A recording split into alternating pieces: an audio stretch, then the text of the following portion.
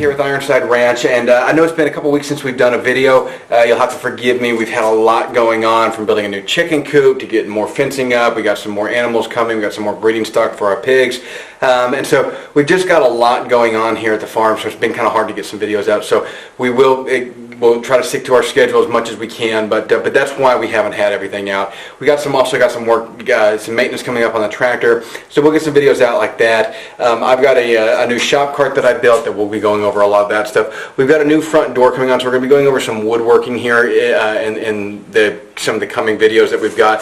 But the other issue that we're dealing with is it is 100 degrees outside with really, really bad humidity, so it's just really, really hot. I've been out here 2 minutes and I'm already starting to sweat and starting to pour, so we're going to try to make these videos quick. But what I wanted to go over today was kind of a basic medical kit for your animals and for your livestock. So whether you're just getting started with goats or pigs or cows, this is just kind of what I would do to get started. And it's not going to be an end-all be-all. As you get more into this, you'll have more stuff, you'll collect more stuff. But I thought, well, this might get everybody started. This is kind of what I would want if I was just getting my first livestock and just trying to get going. There's a couple things missing from this kit, and I'll go over exactly why they're missing. But first thing is ear tagging.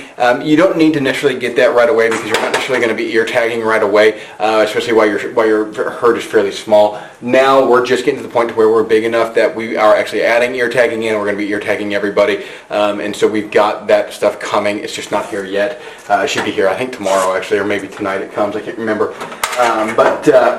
Anyways, so I wanted to go over this. Obviously, having some type of toolbox bag, whatever, to put this in is important. It's nice to have this equipment readily available, so you can throw it on the back of a gator or golf cart or whatever, or just in your pickup, and you can go take care of animals out in the field. So one of the first things that you're going to want to make sure you have is some type of sterilizing solution like iodine to be able to put on cuts, wounds, scrapes, castrations, whatever. And so we do keep a healthy supply of iodine around.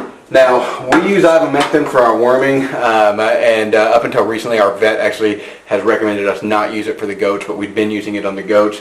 We are currently using it on the pigs, but again, he's actually recommended a specific pig worming product. But we still keep this ivermectin around, and we'll still keep it in our box here, just so that we have capabilities of worming when it's convenient for us and when we need to use it.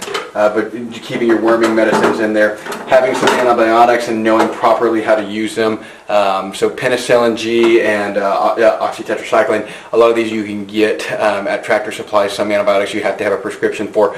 We've been dealing with pneumonia with our pigs, and so the oxytetracycline was what the vet was using after we initially did a treatment, and I can't remember now what the treatment was, but we still had a few that still had it after that. So oxytetracycline is what we use there. You will have a lot of your antibiotics and your vaccines that have to be kept refrigerated, so obviously those can't stay in your toolbox unless you keep your toolbox in the refrigerator. Other than that, have some spare parts for our syringes and things like that. Keeping a Sharpie in here, guys, actually does help a lot. We use that a lot. Just marking bites and stuff like that to make sure that it's not getting any bigger, or and just to monitor it. Obviously, doing any type of marking in your tag, whatever you have, having a Sharpie is very handy. These are just some different instructions that I kept in here. We're actually going to be showing you guys in a future video here, upcoming, how to build a blow dart syringe. My dad was a veterinarian, and he actually showed me how to do this out of PVC pipe. It's just all stuff that you use around the house, but you can blow a syringe out, and it'll actually do the injection and everything. And he said it's been very useful for taking care of like dogs and stuff like that he was dealing with that were a little bit more aggressive. So that's that we're going to be doing a video on that here coming up and show you all how to build that. It's kind of a neat design. Obviously, keeping some gloves. Now you can buy surgical gloves, and we just use these are the disposable nitrile gloves that you get at Home Depot. The process of making these gloves virtually makes them all sterile, and so it's when you buy something that's a sterile surgical glove or something along those lines, you're really kind of paying for them to say it's sterile when it's gone through the same process. So I don't worry about it so much with the animals. If I was obviously operating on a human or something, it'd be a little bit different. And so in our personal medical kits for us to take care of us, we do make sure that those are sterile gloves. But for doing stuff with the animals, these work just fine. We've never dealt with any type of infection from it. So Take that for what it's worth. You can also go down and buy sterile gloves. It's not really that much price difference. These are just convenient for us. Saline Solution, and you can just get this. This is regular saline solution from Walmart. Specifically dealing with small animals and infant animals of any type. You'll deal with some mucus and stuff in the eyes. This helps break that up and get that stuff taken care of. So you are going to want to have a saline solution in your box. In here we have different types of our injection needles, so 18 gauge needles, 22 gauge needles, 16 gauge needles. We have different syringes in here, and then we also have dosing syringes, which are very important to have on hand. If it'll focus, sorry guys, I know it's not focusing on that. It wants to focus on my face, but anyways, I guess that's because I'm so good looking. But we want to have a dosing syringe in here. Obviously, we use these quite a bit, and those you don't necessarily need to get rid of and redo every time. We've found that we can just clean them out real good with soap and hot water, and we're good to go there. An oral dosing syringe, something along the lines of what this is. This is great if you've got to get a mixture of something really back in that animal's throat to get it down there. You're going to need something like this. Specifically with the pigs, we've used this. The goats, this seems to work. Most of our animals now, we can just take a dosing syringe, suck it up, and if we stick that in their mouth and squirt it in, they'll take it just fine. But it does help to have this, especially if you have those a little bit more stubborn animals. Again, some sterile new syringes in here, and so we keep a kind of a whole drawer here specifically for syringes. Down here we have some different medications, so this is like our heartworm medication and everything like that for the dogs.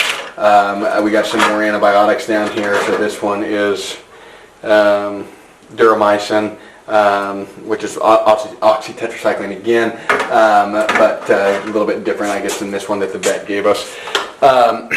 A thermometer for taking rectal temperatures of your animals.